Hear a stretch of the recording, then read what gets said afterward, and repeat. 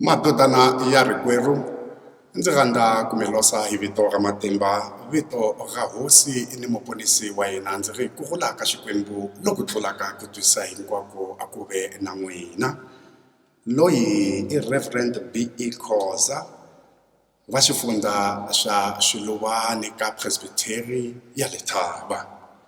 Namuntlha ndzi na rito ra Xikwembu leri navelaka ku hi ya ri hlaya eka buku ya Nhlavutelo chapter 3 hi hlaya ntsena verse 5. Rito ra Xikwembu ri hlayeka hi ndlela leyi: la nga ta hlula u ta ambala tinguvu leto basa, kutani ndzi nga hlanguri vito ra yena ebukwini ya vutomi, kambe ndzi ta vula vito ra yena emahlweni ka tatana ni le mahlweni ka tintsumi ta yena.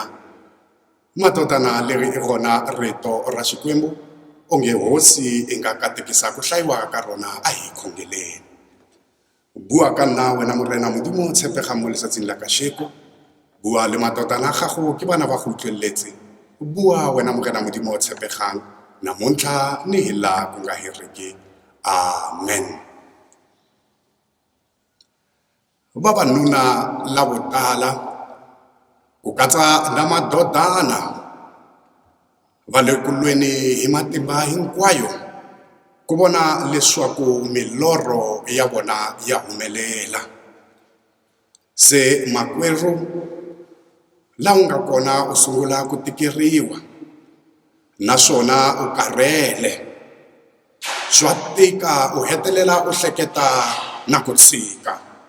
U nga swi endli sweswo, yana emahlweni, tiyisela, u nga heli matimba, ringeta nakambe.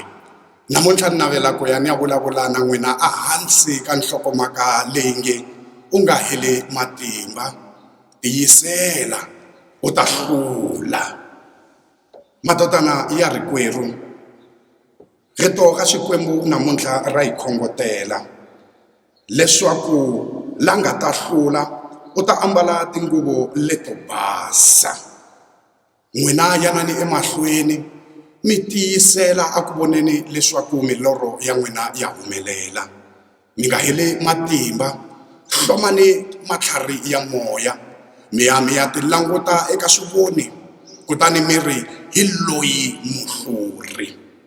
Yanani mi ya rhwala tintangu ta n'wina, kutani mi ya tsutsuma mpfhuka wa n'wina mi nga heli matimba. Mina ni kule ni ri mutlangi wa swibakela. Coach leyi a yi ni coacha a yi tshama i ni khongotela hi minkarhi hinkwayo i ku mina a ni jimisi munhu loyi a nga ta lahlela tawulwi loko a karhi a lwa. Se loko a karhi a hi trainer a endla swo ku hatiya swinene leswaku loko hi ri ku lweni ku nga fiki na siku na rin'we lomu coach ya hina a nga ta teka thawele kutani a hi hoxela eringini hi ku vona ku hi helelwe hi matimba. Madodana ya rikwerhu, xitano na le ka hosi ya hina Yesu Kreste. Eka vutomi bya hina u fana na a trainer loyi a nga mi trainer n'wina madodana hi rito ra Xikwembu leswaku mi ta kota ku yima ka tinyimpi hinkwato ta kwala misaveni, kutani mi ta ya mi ya kota ku lwa mi hlula. Hambi swi tika ndodana i nga lahleli thawele, hambi swi tika u nga heli matimba, ringeta nakambe, yana emahlweni u ya lwa inyimpi leyinene. Rito ra Xikwembu eka Revelation chapter 3 verse 5 ri ri, la nga ta hlula u ta ambala tinguvu leto basa, kutani ndzi nga hlanguri vito ra yena ebukwini ya vutomi. Revelations 3 chapter 12 yi ri, la nga ta hlula ndzi ta n'wi endla xipandze etempeleni ya Xikwembu xa mina, kutani a nga humi kona, kambe ndzi ta tsala emahlweni eka yena vito ra Xikwembu. yona buku ya leyi ya Revelations chapter 3 verse 21 yi ri loyi a nga ta hlula ndzi ta n'wi nyika ku tshama na mina exiluvelweni xa mina ku kotisa loko na mina ndzi hlurile kutani ndzi tshamile na tatani exiluvelweni xa yena. Madodana ya rikwerhu, Xikwembu xi rhandza wanuna loyi a hlulaka.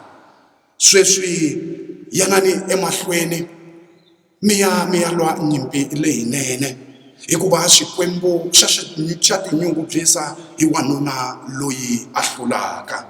Xikwembu xi languta matlhelo hinkwayo xi ri karhi xi xiyaxiya lexinene na lexo biha. Kutani loko u ri na moya wo lahlela thawela, Xikwembu xi ta ku hoxa andzeni ka khele ro hisa swinene kutani ku huma mukhuva walowo wo lahlela thawela, leswaku u ta kuma matimba yo tiyisela. A nga kona na wun'we mutotana loyi a nga ta hlula loko a nga tiyiseli, hikuva ku tiyisela i ndzilo lowu pfuraka engatini ya wena lowu nga ta ku pfuna ku humelela. Hikuva ku tiyisela ku kota ku hundzisa eka swiyimo swo nyumisa, xiyimo xo vava, xiyimo xa disgrace and rejection. Hikuva ku tiyisela a ku na mhaka na swivulavulo swa vanhu, hikuva ku tiyisela a ku na mhaka na ku themenderiwa, a ku na mhaka na a slap on the back, a ku na mhaka na public approval. Ku tiyisela cares less about being politically correct, hikuva ku tiyisela ku ri hi hlula hikwalaho ka matimba ya Yehovha. Ku tiyisela ku ri ntshava suka emahlweni eka mina kutani ntshava yi suka. Ku tiyisela ku ri ku hava na nchumu na wun'we lowu nga ta hlula vapfumeri lava pfumelaka eka hosi ya hina Yesu Kreste. Ku tiyisela ku ri ku hava na nchumu na wun'we lowu tsandzaka lava fambaka na hosi ya hina Yesu Kreste. Ku tiyisela ku ri loko Xikwembu xi ri na mina, shana who shall be against me?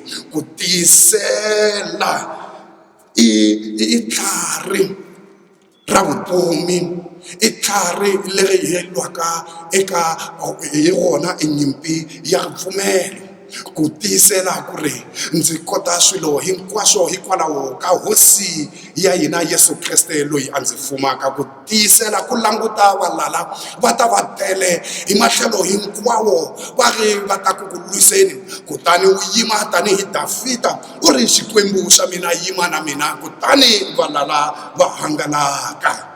Hi langutana na minkarhi leyi i lavaka ku hi ya yima. Madodana, hi ya lwa, hi ta swi kota leswi hinkwaswo ntsena loko hi tiyisela. A hi swi tsundzukeni ku nyimpi leyi hi lwaka i nyimpi leyi nga sungula eka Genesis, nyimpi leyi nga declare-riwa hi Xikwembu xa matimba loko swi vula ku ta va na nyimpi leyi nga ta va a xikarhi ka nyoka na mbewu ya wansati. Madodana ya rikwerhu, namuntlha a yeni hi ya tiyisela kutani hi ya lwa nyimpi leyinene. Loko u ri ndodana i na coach ku nga hosi ya hina Yesu Kreste loyi a nga ta ku pfuna ku lwa nyimpi ya wena, loyi a nga hi dyondzisa ku tiyisela. Ku tiyisela eka hosi ya hina Yesu Kreste hi ku vone eka Getsemani loko a karhi a khongela Xikwembu ku xi susa swinwelo, kambe a ya tiyisela hambi Xikwembu xi nga susaka swinwelo a ya yimela ka swihambano. Ku tiyisela hi loko va karhi va belela hosi ya hina Yesu Kreste, ngati u karhi u rhelela kusuka enhlokweni emavokweni ya yena na miri wa yena hinkwayo. Hosi ya hina Yesu Kreste a ya tiyisela. Namuntlha let us go and rejoice, Church of God, hikuva the persistent Prince of Peace u tiyiserile eka swihambano, kutani hina namuntlha hi hlurile. A yeni hi ya yima hi nga chavi, kutani hi tiyisela hi ya hlula. Even if all odds can be against us, namuntlha hi hanya ka tiko leri all odds ti va ti ri against us. The odds are against us etikweni hikwalaho ka vuvabyi va coronavirus. Odds might be against you andyangwini wa wena. The odds might be against you eka business leyi u ringetaka ku ri pfula kambe swilo swi nga fambi kahle. Odds might be against you at church. Odds might be against you eka tiko leri u hanyaka eka rona. Kambe swi tive ku when odds are against you, Xikwembu xi lava ngopfu vanhu lava all odds are against them, ku xi ta ya xi ya tikomba matimba hi xiyimo xa vona. Madodana, rito ra Xikwembu ri ri eka n'wina namuntlha. Tiyani mi nga heli matimba, mi tiyisela kutani mi ta hlula. Hosi a yi mi pfune namuntlha ni la ku nga heriki. Amen. A hi khongeleni. Xikwembu xa matimba, Xikwembu xa tintswalo, wena Xikwembu leswi vonaka ti-area hinkwato ta vutomi bya vavanuna na madodana ya wena. Hi wena lowu tivaka tinyimpi leti va kongomaneke na tona na leti va nga ku ti lweni. Yana Xikwembu xa matimba u ya va nyika matimba yo tiyisela, matimba ya ku va nga heli matimba, kutani va ta hlula va ambala tinguvu to basa. Wena Xikwembu xa matimba wa tshembeka hi minkarhi hinkwayo. Vana na madodana ya wena namuntlha ni hi laha ku nga heriki. Amen.